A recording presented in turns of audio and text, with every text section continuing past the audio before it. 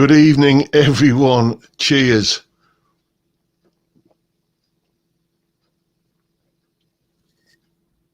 Oh, I've been sitting looking at that beer for the last 10 minutes and I thought, no, I won't. I'll be a good lad for once and wait until the start of the stream. But I've been spitting feathers.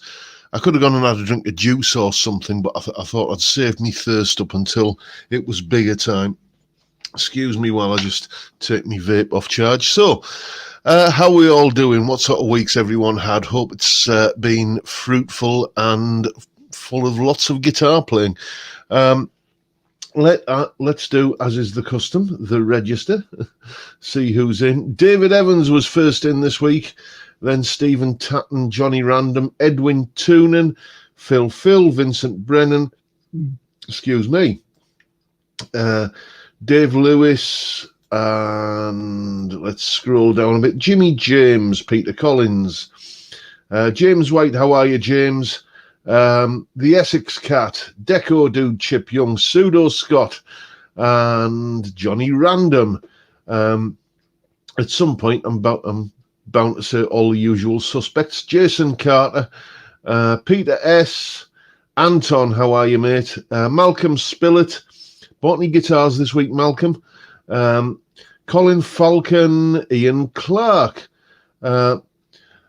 Martin. I do apologise if I butcher your name, Martin, but is it Martin Ramoves? Please forgive my ignorant North England pronunciation skills there. Brad Matthews, and who else we got? Ian Rouse, Michael Dodds, how are you, Michael? Robert Fordin, William Forrest, Big Bocky, Chip Young, and Dave Pegg. Who else is in here? Nigel Arthur, how are you, mate? I see we got Dan in from Scott Guitars. The very talented Dan who makes very lovely guitars. And Tony Bullock, another red car lad. How are you, mate? Derek Clacton, OH, Das Schaff, Craig Stamens just joined, and Grandpa Joe. Apologies if I've missed anybody's name there, but I am it would be a pretty boring stream if all I did was, spend half of it reading out the chat. But, you're all welcome. It's great to be here on a Friday. Having a bit of a gossip and a chinwag with you. Oh, Bill Mumbo, I see you're in. Yes, so, anyway, don't forget, not this coming Sunday, but the Sunday after, those of you lovely people who've signed up for my blues masterclass, be ready at 10 a.m. UK time on Sunday the 14th, and we're going to have a fantastic few hours going through some bluesy kind of soloing skills. It's going to be a great time, and I think I've emailed everybody the necessary Zoom link for that, but if you haven't got yours, then don't be shy about pinging me an email. Probably best to ping me an email. Don't contact me through Patreon, because sometimes I do get the notifications, sometimes I don't. You can find me email on my website, johnrobsonmusic.co.uk, if you haven't received your Zoom link yet. Let's put you up on screen there, Ian. Do you have any recommendations on someone who could do a refret on a 1991 Gibbo Studio? Well, until a few years ago, the guy I would have, recommended was just the go-to guy for everybody on Teesside, a chap called Jim Cairns, but he's sadly no longer with us. I've had some work done on a couple of guitars by a chap in Middlesbrough called James Bragg Guitars. And been very, very happy with the work that he's done. So you could Google him. It's James Bragg with 2 G's. If you just Google that, James Bragg Guitars, you'll find him. He's, his prices are good, and he seems to know his business when it comes to working on guitars. I've been very happy with the work he's done for me, and there's lots of testimonials on his website, that that seem like a lot of other people are very happy with him as well. So check him out. That'd be a good place to start.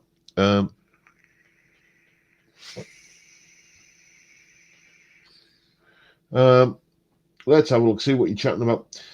John, let me put you up on screen there, Mr. Evans. John, thank you for your vid on Reaper. I use Cubase myself, but found the bit about thickening the sound waveform in Audacity will be very useful. Yeah, that's just something I stumbled across, and I wasn't sure whether it was something I should be doing. You know, because yes, it sounded okay on like this system that I've got here, but was I kind of ruining it and ruining the track and not realizing, because this system wasn't you know, kind of telling me the truth. But you know, whenever I listen to it on you know, other systems like the hi-fi downstairs or headphones on my phone or in a car or, you know, around at a mate's house or anything like that, you know, it does just sound like that bigger, fatter, punchier mix. And as I said in the video, I used to use an online mastering service called Lander, which did a similar kind of thing, but you had to pay for that. So I've since cancelled my subscription. There is a free version of Lander, but there are limitations in terms of the bit rate that you can get and how many tracks you can do per month. But that little you know, kind of dodging Audacity is well worth knowing. Oh, by the way, yes, I meant to say, if anyone missed my little chat yesterday with Johnny from the Budget Guitar Show, I don't know if he's in tonight. Yes, nice looking telly on the futon. I'll tell you more about that in a moment. If anybody missed my chat with Johnny from the Budget Guitar Show yesterday, then I'm not sure if the description is kind of there when the live stream is going on, but in the description for when you watch this on Catch Up, and hello to all the people who are watching on Catch Up,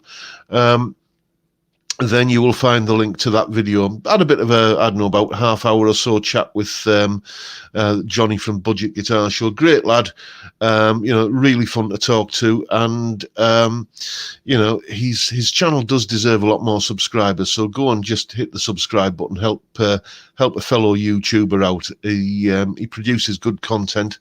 Apart from his interview with me, of course. He let the standards slip there a little bit, didn't he? But you know, he does a lot of good stuff, and let's try and get his subscriber count up. Yeah, this Telecaster on the back here, it's a Glary. Glary got in contact with me last week and said, would I like them to send me another guitar? And so I chose that one, and the review is coming up. Not this coming week, but the week after, although it will feature in an incidental way in one of next week's videos. I'll tell you more about that in a moment. But yeah, that's going to be another one that's bound for Zoe's place. I didn't pay for the guitar. They donated it to me, so I'm going to pass it on and send it to Zoe's place.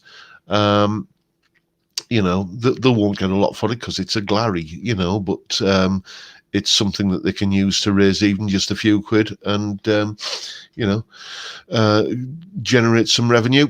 Oh, thank you, Angel. What's that you saying there, Dan? I was out to beer, passed the off license on my way home and saw my son going in, so I shouted, get me some Kronenberg. Didn't have to get out the car, so he's just got back with the necessary supplies. Well, fair enough. I hope your son is old enough to buy Kronenberg there, Dan. You know, that's, you know, I had a similar kind of situation to that once myself when I wasn't old enough to buy beer and got caught coming out of the beer shop by me dad.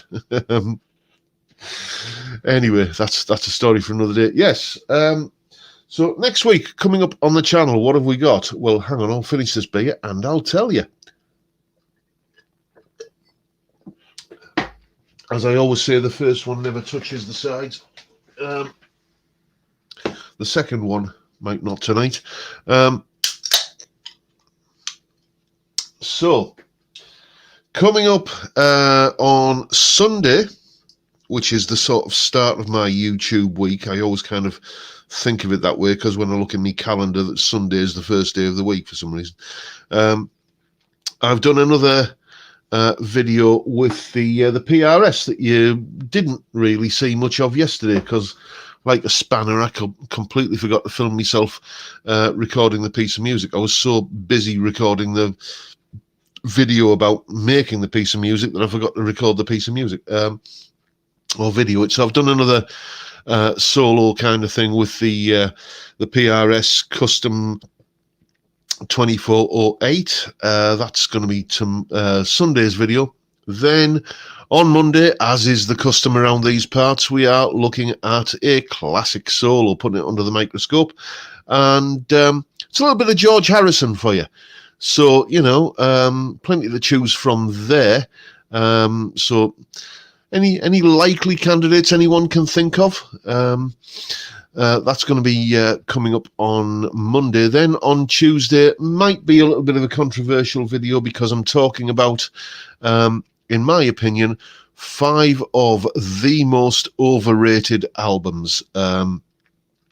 You know, there are good albums and there are bad albums, and most people know a bad album is, yeah, okay, so that band's released a bit of a stinker there, you know. But, you know, ever so often, every now and again, a band will release an album that seems to get heaps of critical acclaim and praise and just sells tons of copies. And, you know, and it mystifies me what it is about that album that, okay, can nobody else hear that this is crap? So we're talking about those albums on Tuesday. Which is bound to upset a few people, but hey-ho. Then on Wednesday, it's a little bit of a sort of a different type of lesson, really. Have you ever bought a new guitar? Have you ever had a new guitar? And usually a budget one, but it's not always the case with budget guitars. Where everything is great about it, lovely neck, comfortable to play, low action, great sound, but there's just one buzzy fret that drives you absolutely mental. And, you know, it's just like, picking at a scab. You can't leave it alone. You can't sort of not go to that fret and just, oh, I wish this wasn't buzzing. Well, I'm going to show you how to get rid of that on Wednesday. That's Wednesday's video. Thursday is all about this guitar, the Harley Benton SC552. It's had a little bit of a treat. It's got some new pickups in it, some iron gear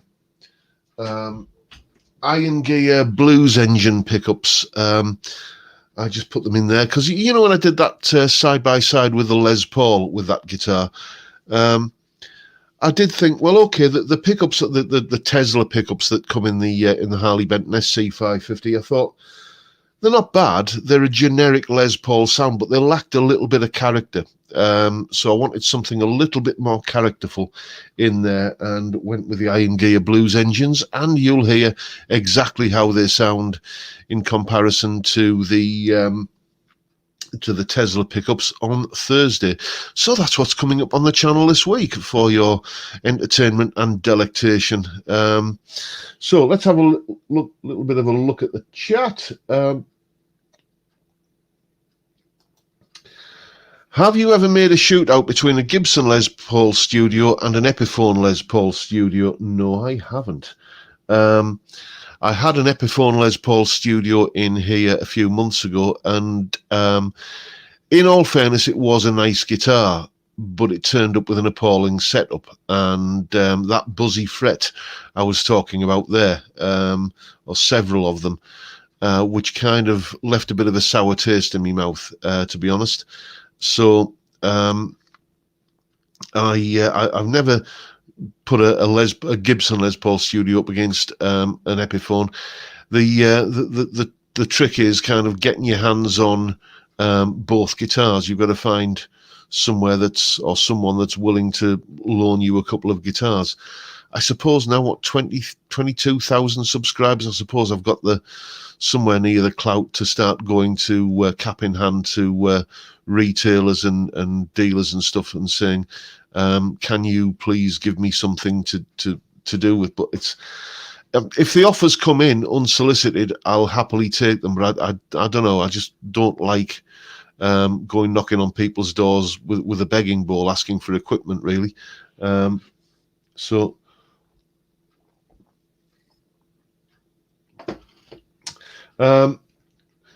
let's put you up on screen there, mate. My gear acquisition syndrome is itching for a telly, especially seeing them behind you. I do think I should learn to play first, though. I've realised it's not the guitar that doesn't work. I just need to practice more. Well, yeah, that is something I hear a lot from a lot of my students. You know, about, oh yes, well, I'll get a better guitar when I deserve it, when I can play well enough to get the most out of it. And to my mind, that is kind of looking down the wrong end of the telescope, because if there was one thing that really always motivated me to just practice that bit more and to just play that little bit longer and to master that tricky lick or that funny chord change or whatever, it was having a new guitar. It was just that novelty factor of having, you know, a new toy to play with. You play with it for longer. You practice for longer. You do more of that sort of stuff. If you you know, kind of put off the purchase of the guitar that you're looking for, providing you can afford it, of course. You know, I'm not saying, you know, go and kind of buy things that you should be, you know, don't go and spend the rent or the gas money on a new guitar. Done that once or twice, but you know, but if you wait until you think you're ready, you'll never be ready. You know, you'll always, it's like chasing the end of a rainbow. Get the guitar that you want and let it inspire you to practice more, because, you know, you know the old saying, familiarity breeds contempt. Well, when the guitar that you've got and it's there and it's yours and it's kind of part of the furniture and you know it, and you know, it's, you can be a little bit sort of you know, blasé about it. But when you've got a new guitar, you know, you feel guilty if you don't pick it up and play it and do that bit extra practice. So go and get yourself a Telecaster, mate. That's all I'm saying.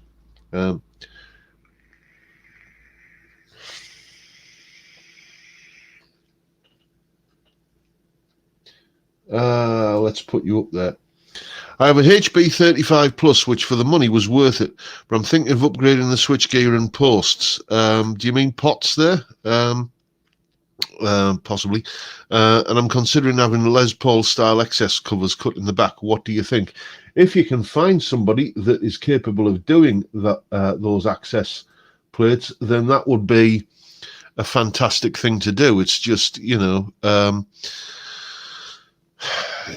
taking, well, I suppose it's not like a massively expensive guitar to do it on, and you know, you're not ruining a, you know, a £1,000 worth of guitar if it goes wrong.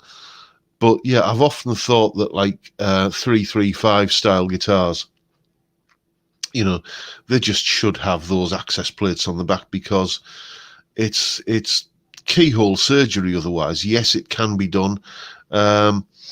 You know, it's, everything's done through the pickup cavities and the F holes, and it's, you know, it's like doing a ship in a bottle, isn't it? It's that kind of thing. And I've attempted it once on that style of guitar, swapping pickups actually, and never ever again. I ended up having to kind of give it to a guitar tech to get it done. I will never ever tackle pickup replacements on a 3.3 on any kind of thin line, or anything that doesn't have access plates like that, because it's just, I'm going to say it for what it is. It's a design flaw, you know.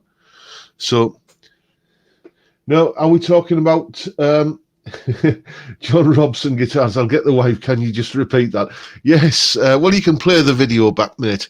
No, it's not the Let It Be solo on Monday. Is that what you're referring to, Michael?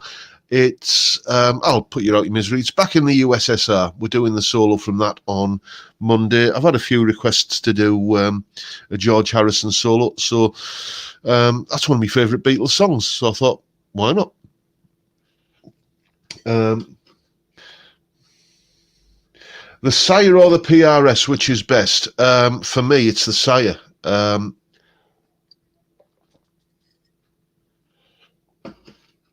That Sire guitar, if you haven't tried one, just go and try one. I'm saying order one and buy one on my say so, although you should. But, you know, go and try one. The neck on it it's ridiculously good. It feels like a custom shop instrument. And they're 400, 500 quid. You know, they've got to be the bargain of the century. And, you know, nothing lasts forever. At some point, you know, they'll be discontinued, or, you know, they'll kind of switch to a different manufacturing. Oh no, Sire have their own factory, don't they? But, you know, something will change where they'll be cutting costs or whatever. And it'll either be discontinued or they won't be as good. So, you know, just go and try one now and tell me it's not the best feeling Strat style guitar you've ever played. Because for me, I mean, as you know, I had that Player Series Strat in here, which was a nice guitar, but it wasn't in the same league as that Sire. It really wasn't. I put 2 nice new Ernie Ball straps on my Larry Carlton Telly and Strat earlier today. I have to thank you for the heads up on these brilliant guitars, man. Yeah, well, there you go. There's another satisfied customer there. They are really, really good guitars. I am just a little bit of a heads up. At some point, when the finances permit, I'm going to be getting the 335 version of that, because, you know, if you're going to make a 335 style guitar and have it endorsed by Larry Carlton and put his name on it, then it's got to be a bit good, hasn't it? When I say when the finances are right, because usually what I do is you know, is I buy these guitars, do like a bunch of videos with them, sell them on, make a little bit of a loss, usually on what I paid for them, but the revenue from the videos more than makes up for that. So I usually end up a little bit the right side of the profit and loss line with the video revenue.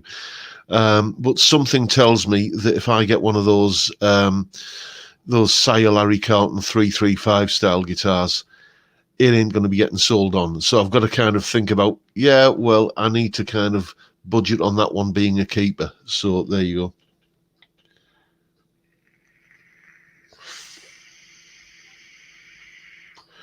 Back in the USSR includes a weird chord. What is it? I'd be lying if I could remember, because I do these videos, the way I do these videos, right, these solo analysis videos. When you're self-employed, right, you have good weeks, you have busy weeks, and you have quiet weeks, right? You know, when you're doing guitar lessons, especially, you'll get cancellations or people are on holiday or whatever.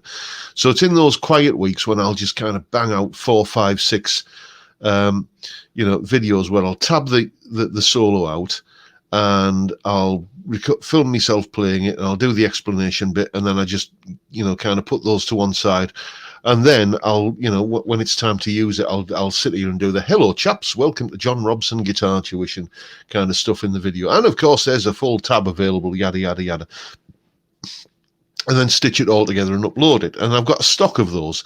And the back in the USSR one, I think I did back in July. I put that together. And, you know, it's just like, literally is just a case of which one do I fancy putting up this week? So I can't really remember what I said about the chords on that. I don't seem to remember there being any kind of weird chords going on underneath the guitar solo. But I think there is. I think I know where you mean in that song. It's where George is always on my mind. That part of the song. I think that's where it might be. But the solo isn't played over that chord sequence, so I can't tell you. What is your opinion of G&L Tribute Legacy Strats? I have one. It's better than a US Standard 90 Strat. I sold for in 2010 for $650, and then replaced it with a Legacy for $425. Yeah, it's been a while since I've played one. Oh, somebody's chucked some money my way. I've just noticed in the super chat. Let me scroll back up and thank whoever it was. Excuse me. Oh, Johnny Random, you are an absolute gentleman and a scholar. Thank you so much, mate. Can we all raise a glass to Mr. Random there? Yeah, anyway, where was I? G&L, yes. It's been a while since I played one.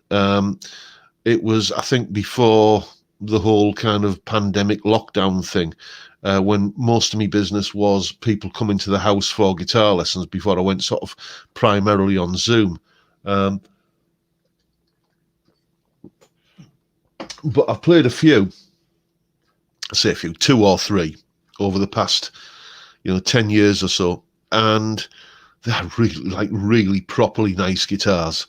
They really, really are. I know what you're saying about them kind of outstripping the Fender equivalent, because they are just, really properly comfortable guitars, well sorted, where everything feels. I was talking about with that Sire guitar, where some guitars you can feel, okay, yeah, I can tell where this has been built down to a price, where you've just not quite gone as far as you could have done. And then there's some guitars where, you think, okay, yeah, this is about right. This is, everything is done just to the right level.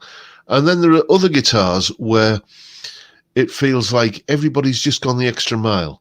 They've finished the frets a little bit better than they needed to. They've shaped the neck just that little bit better than they absolutely needed to. It's been built by somebody that cares. And G&L guitars are very much like that. There will be, another one of these shopping for a guitar videos at some point, and I would expect G&L to be featuring in that at some point. I'm not sure if it'll be this year, but maybe that'll be the kind of the January sales. We'll be looking at something like that.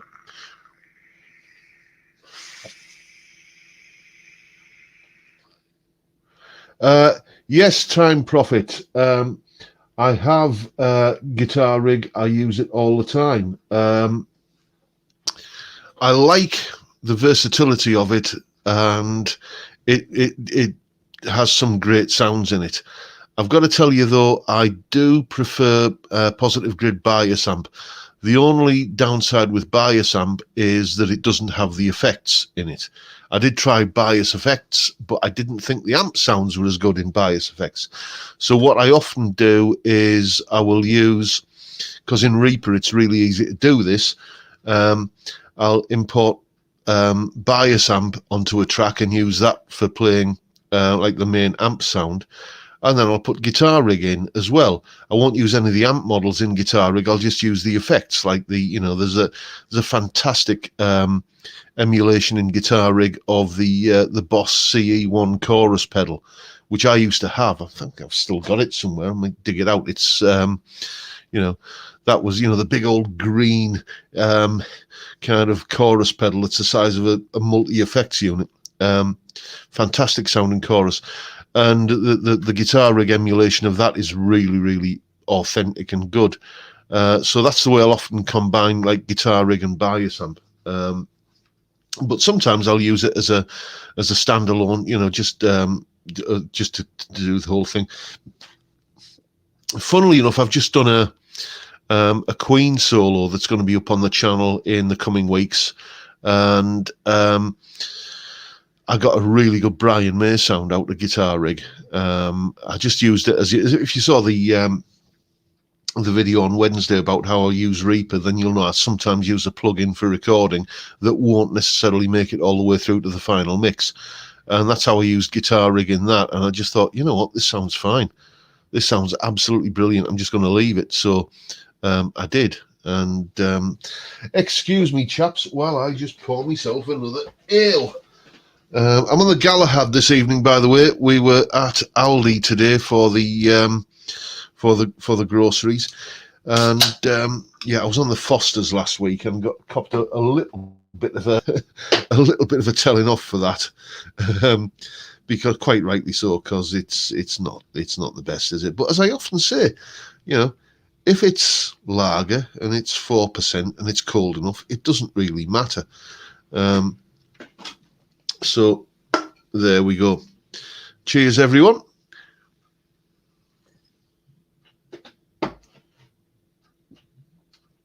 Now, did you ever try the Swedish guitar brand Hagstrom? If so, what's your opinion? If so, was it the old or new generation guitar? Great channel, thanks and cheers. Well, thank you very much. What is that Joachim? I do apologise if I'm butchering your pronunciation of your name. It's there's nothing worse than that, is it? Because like quite often, you know, I'm John Robson, and the number of times I've been called John Robinson, John Roberts, John Rob. There was one guy always used to call me John Robeson. Anyway, so I know how irritating it can be when somebody mispronounces your name. Yes, I have tried a Hagstrom, and it was one of the new ones. It was a Super Swede, and it was a 3P90, like single cut kind of thing. It was a nice guitar, and there was going to be, you know, the kind of possibility of me using it to do a video, but for one reason or other, it never really sort of materialized. But it may do. It may do. Rob Johnson. No, I've never been called Rob Johnson.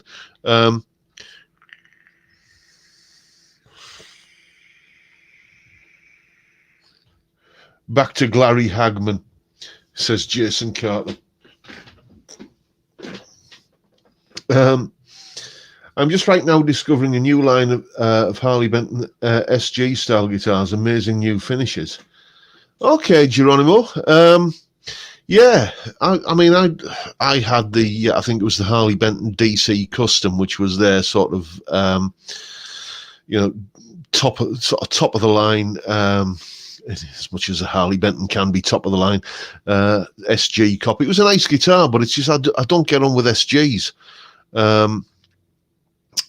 This was years ago. I think I used it on briefly on years ago when I did the solo from Mike Oldfield's Moonlight Shadow. Don't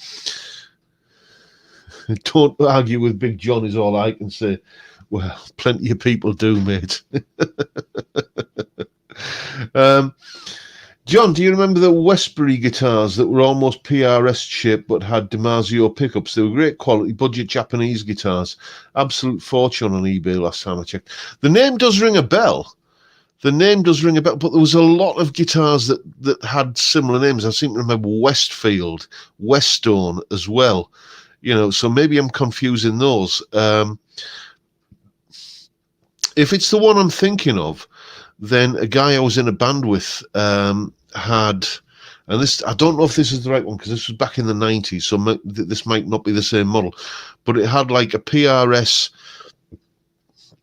style look about it, and they look like DiMarzio pickups. I never sort of checked, but there were those sort of cream coloured bobbins, which was sort of a DiMarzio thing,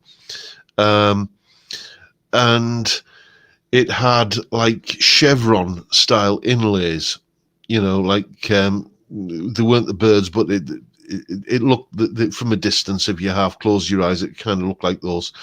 But the one big thing that sort of gave it away was like it had like a sort of super strat Ibanez, well not Ibanez, but more kind of Jackson Washburn style pointy headstock on it, which just looked like completely out of place on that guitar. But the guy in the band I was playing with at the time, he got a great sound out of it. So, and it was like it was a nice guitar.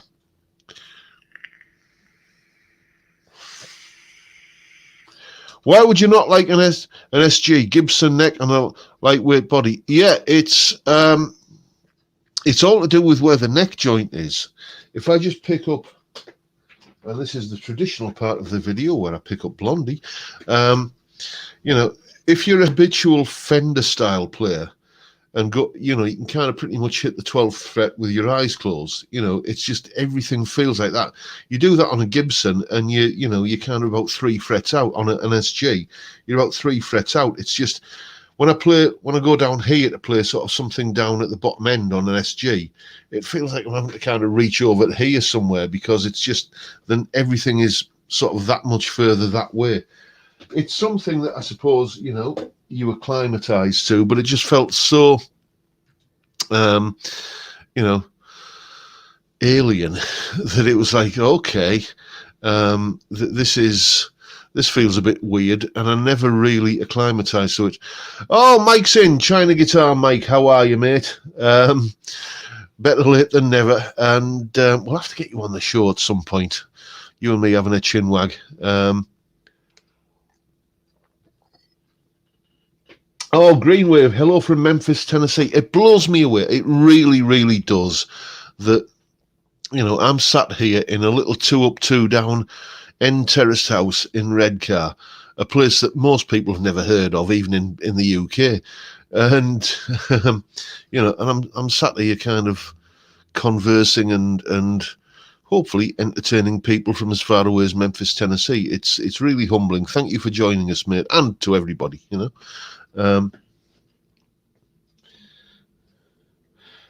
Curious as to the paper on the telly behind you. Yes, that's a sold sign. I'll grab the guitar. Hang on a sec.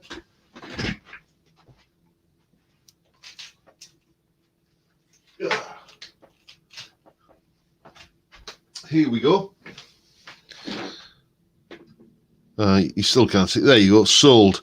This is the Sub-Zero Paradigm P90 Thinline Telecaster.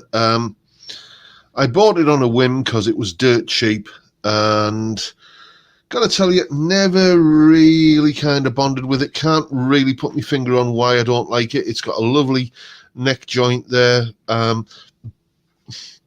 think it's something to do with the Super Strat headstock on a, you know, very traditional guitar and the block inlays, but it plays beautifully. These things are about 180 quid, and you're getting like proper Alnico P90s, through body stringing. I think it's a mahogany body with like a veneer flame maple top, and one of my students is buying it. Well, he's said he's going to buy it.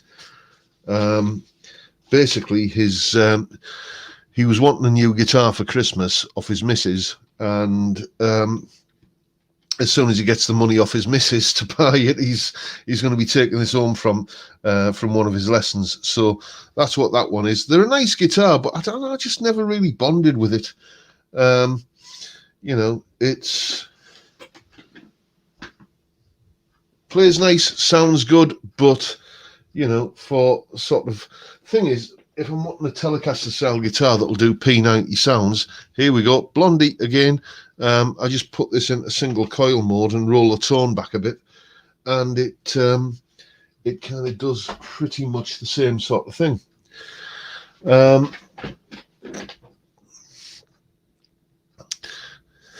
Yeah, the headstock is just wrong all round, not just the wrong color. It's just a weird amalgam of like kind of ancient and modern, really.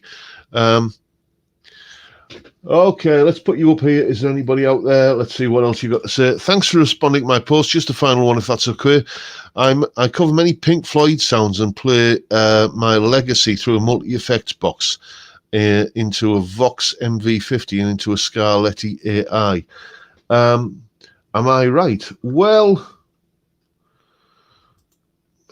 I don't know. I mean, I've never heard what sort of sounds you're making, mate, but you know, if it sounds right, then it is.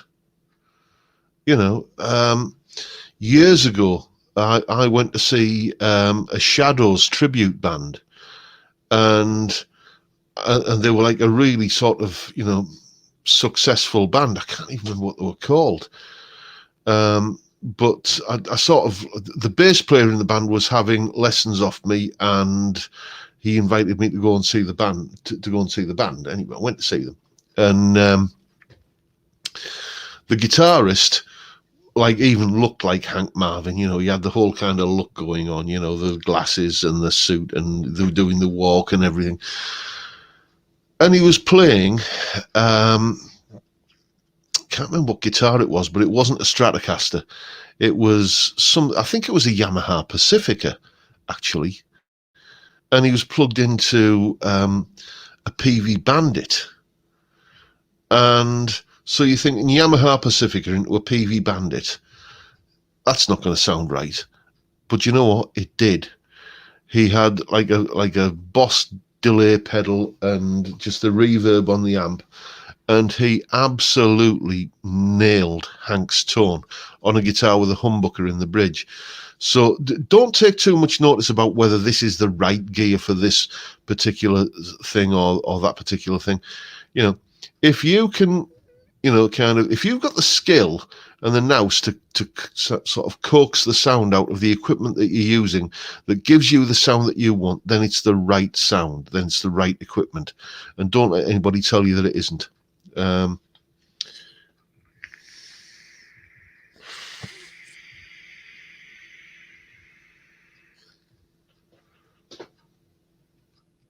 Let's just have a scroll through the chat, seeing what I've missed while I've been blethering. Don't you think that, let's put you up on the screen there, because I can read it better when it's on the big screen.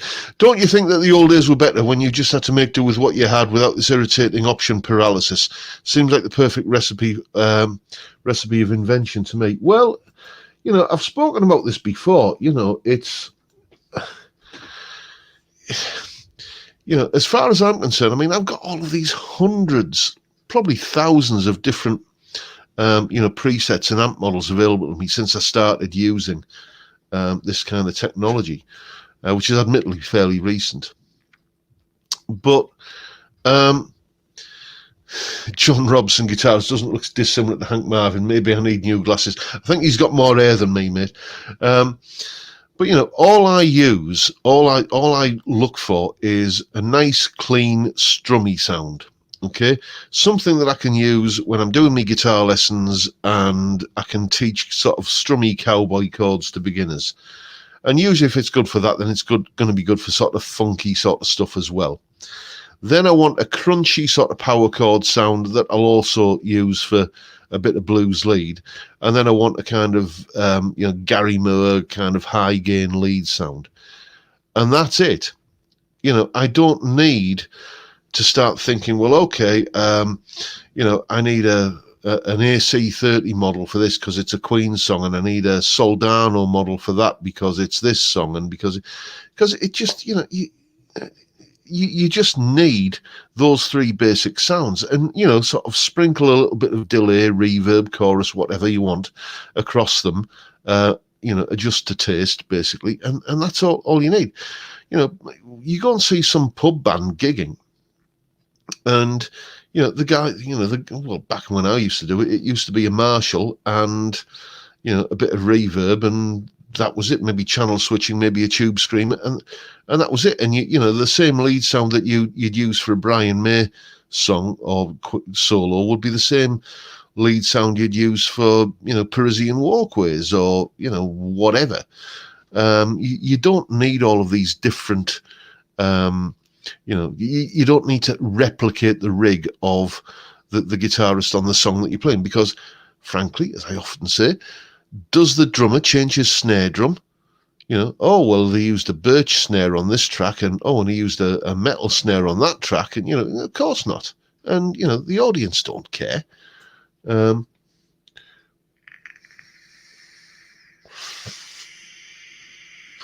I saw the Shadows with Cliff in Aladdin at the London Palladium in the 60s. God, you're showing your age there a little bit, mate. Where are we? Can't stop thinking about how to justify getting yet another guitar. Yeah, well, you see, I am in the lucky position is that it's what I do for a living. So, well, I'll tell the missus, I'll just say, there's another guitar turning up, and she'll say, oh, yeah, I said, it's for the business, So, anyway, excuse me. Oh, it's going down really rather well tonight. Let's put you up on the screen there. I'm tone deaf, so it helps with not getting gas. I simply can't hear tone differences well enough. Well, you probably can. You just, you can hear when it's. I'll bet you can hear when it's wrong. I bet you can hear when somebody's playing the wrong guitar sound. Like if you went to go and see, a band, and the guitarist kicked into a solo, and it just sounded like completely inappropriate and wrong for that particular song. It wasn't serving the song. I bet you'd be able to tell. What are you drinking? This is called Galahad. This is Aldi's own brand 4% lager. And it's 4%, and it's cold, and it's cheap. So there you go. How about trying a Chapman? I've tried a couple of Chapmans, actually, but I've never done a video about them. I had one, I think it was the Rabea signature model, and there was another one that was the I think it was an ML something or other, Strat one. Basically, it was like a Strat, but without the scratch plate, with a pickup set directly into the body. And I didn't really like either of them, if I'm honest. They weren't particularly well finished. They both had pretty bad fret sprout, and don't know, just didn't really kind of grab me in terms of the sound. You know, nothing apart from the fret sprout, and well, the Rabea model had a really high action. But you know, apart from that, there wasn't anything particularly wrong with them. But they didn't really strike me as being that interesting. Sorry, Mr. Chapman, but I speak as I find.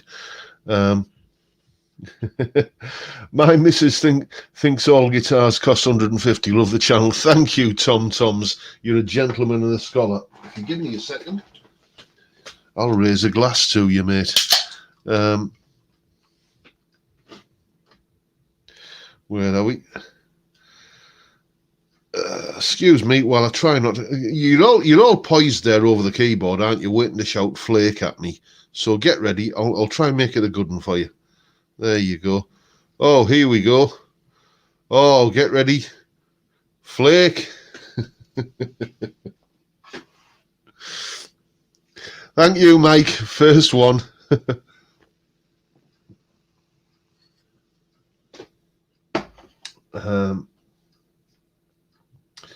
Flake. Oh, we're all joining in now.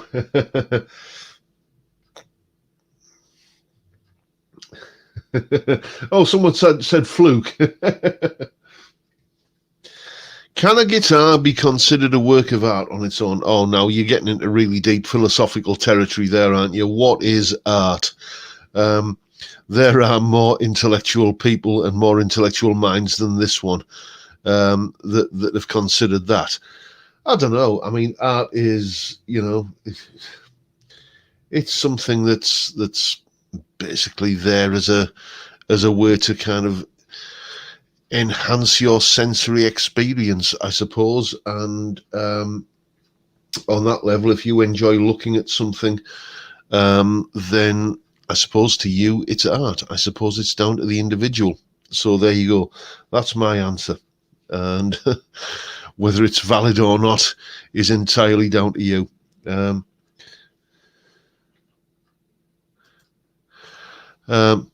John, is there a song you think a cover version is better than the original? Oh, plenty. Back in the mists of time, I did a video about this. Well, can we start off with any cover version of a Bob Dylan song is inherently better than the original, because it doesn't have, because the cover won't have Bob Dylan singing on it. All Along the Watchtower springs to mind. But yeah, if anybody remembers a band called T'Pau, remember them? Carol Decker. Well, she did a version of the old Rod Stewart song that wasn't a Rod Stewart song, Python Lee Jackson, if anybody remembers that. She did a cover of In a Broken Dream by Python Lee Jackson, which was essentially Rod Stewart. And her version is just a barnstorming version. Go on YouTube it or Spotify it or something. And, oh, yeah, The Loner by Gary Moore isn't actually originally a Gary Moore track. It originally appeared on the Cozy Powell album. I think, was it Tilt? That album. It was either Tilt or Over the Top, one of those two Cozy Powell albums. And I think it was Clem Clemson who played the original lead guitar on that, even though I think Gary played on that album.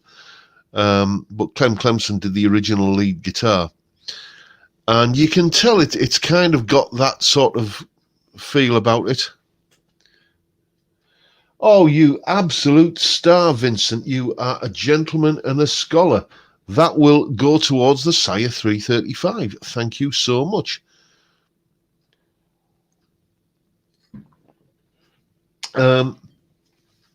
Where was it? Yes, the Loner. So Gary Moore's version of the Loner is actually a cover, but it's the definitive version, really. So there's plenty of songs like that.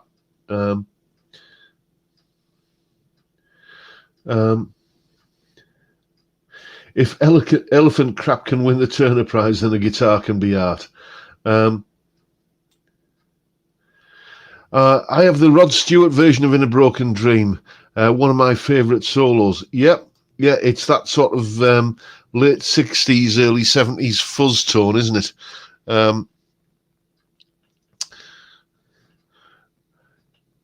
Oh, Pete McGowan's in. Sorry I'm late. Hope you're all well. Well, yes, we are, mate. We've been on the beer, as you can probably tell.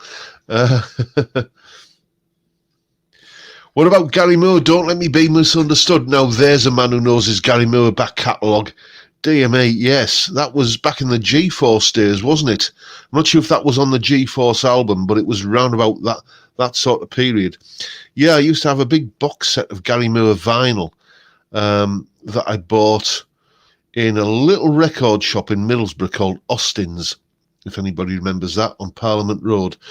And yeah, it was on there. It was like sort of, this was like the late 80s I got this, and it was like a chronological sort of vinyl compilation, about five vinyl LPs in a box of his career to that date, and that was on there.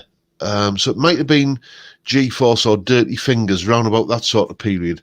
But yeah, great cover. I think it was John Sloman on vocals on that track, if I might be wrong.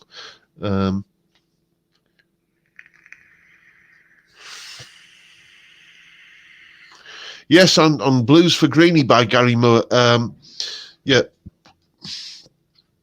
just after G-Force, 12-inch, then on Dirty Fingers. Yeah, where are we? Let me go up there. Gary Moore, Blues for Greenie. Love that album and his guitar tone. I got to tell you, Blues for Greenie is sort of the cusp for me with Gary. His guitar playing on that album is absolutely stellar. It really is. There may be one of the solos from that album featured on the channel at some point. In fact, there already has, but I did it as one of the Patreon solos last year sometime. But it's high time for another one. But something happened to Gary's vocals round about that sort of time. If you listen to Gary's vocals on Still Got the Blues, right? And then listen to his vocals on Blues for Greenie, there's just something different about them. His voice gets this nasal quality that I found really, really off-putting. And, you know, it didn't stop me enjoying the album, but it just thought, you know, why couldn't you sing like you did on Still Got the Blues, Gary?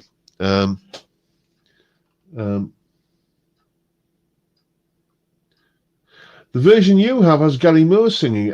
Maybe I'm getting mixed up, mate. They were talking about Don't Let Me Be Misunderstood. But, you know, that was around about the time when he was experimenting with other singers in the band, wasn't he? You know, around about that sort of period, I seem to remember. Let's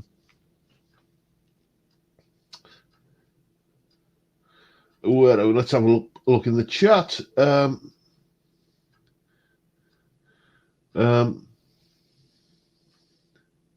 I've just been for a Jimmy. The chat is moving too fast. Yes, for all of our American viewers, going for a Jimmy is answering the call of nature. Anyway, Old Ballads, New Blues is a great album. Awful title. Yeah, that again. That there's I can't remember. That's the album where Blues for Narada came from, and that for me is just. That's Gary on firing on all cylinders. That's like, if I had to pick one track that really represents him as a player, it would be Blues for Narada, because he's got the flashy, ferocious kind of shredding stuff, and the real kind of, it's real sort of from a whisper to a roar, that track. If you don't know Blues for Narada by Gary Moore, it's on YouTube. Go and look it up. It was never released on any of his like studio albums or anything like that. It was just on that Old Ballads, New Blues album. What a fantastic track! Oh,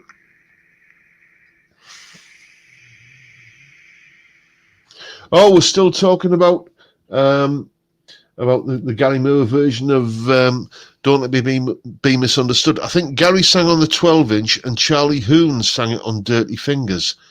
That's interesting to know. Well, thank you so much for that.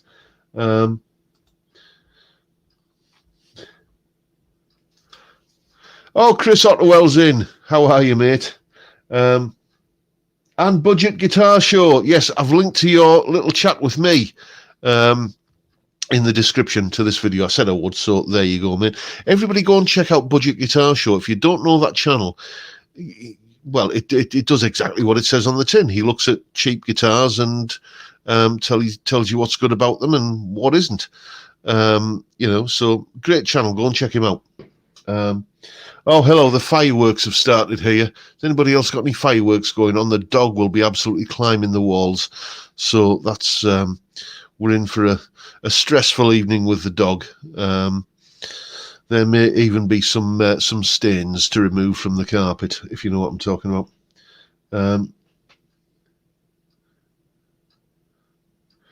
Blues for Narada is on the compilation with a similar name, Ballads and Blues. Confusing. Yes, it is. It was just, it was like a record, obviously a record company ploy of just releasing previously unreleased stuff, stuff from the cutting room floor. And why that tune was never ever on like a proper album, I do not know, because it is just, if I had to pick one Gary Moore tune, it would be that, really. I'm sat caressing a fretboard. Is that wrong? Depends what you're caressing it with, Dan. It has to be said. And we'll draw a line under that. Anyway, chaps, we've been on nearly an hour, and I'm nearly down my last beer. I've got a pizza turning up very shortly. So once again, thank you all so much for turning up and watching a fat, bald northern gobshite talk cobblers for an hour. It never ceases to amaze me that you like to kind of turn up and listen to me, but I'll keep on doing it until you're sick of it. But for now, cheers everyone, and time, gentlemen, please.